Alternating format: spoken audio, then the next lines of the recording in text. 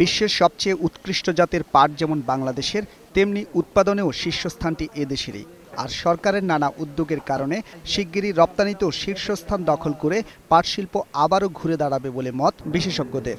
বাজারজাতকরণ করতে হবে পাটের ব্যাগ দিয়ে। আমাদের আরও 20 লক্ষ বেল পাট লাগবে। এখন আমরা পাট চাইলে দিতে হয়, আর আমি যখন আমার চাহিদা পূরণই থাকবে, আমি তখন ইচ্ছামতো দেশকে ইচ্ছামতো মূল্যে সরবরাহ করতে পারবে।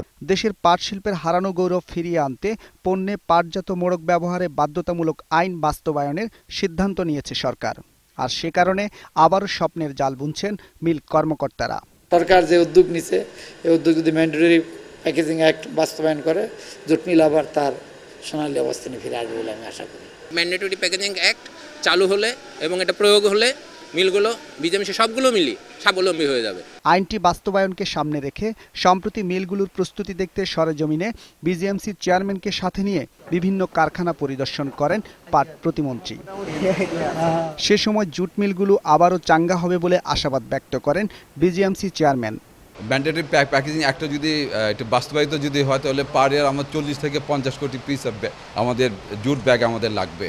এবং প্লাস আমরা এক্সপোর্ট যদি করি, তাহলে অবশ্যই আমাদের পাট আরও অনেক বেশি প্রয়োজন হবে। ওয়ার্ল্ড মার্কেটে আমরা প্রাইস বাড়াতে পারবো।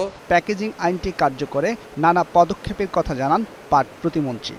চাল, গম, ভুট্টা, সার এবং চিনি, এই 6টা পণ্য ম্যান্ডেটরি যে পাটের মোড়কে ব্যবহার করতে হবে। আর এটা যদি কেউ অমান্য করে, তার জন্য 50,000 টাকা জরিমানা এবং সর্বোচ্চ 1 বছরের জেল। এই আইনের ফলে শুধু পাট শিল্প নয়, পাট উৎপাদনের সাথে জড়িত কৃষকের ভাগ্যও বদলে যাবে বলে মনে করেন পাট প্রতিমন্ত্রী।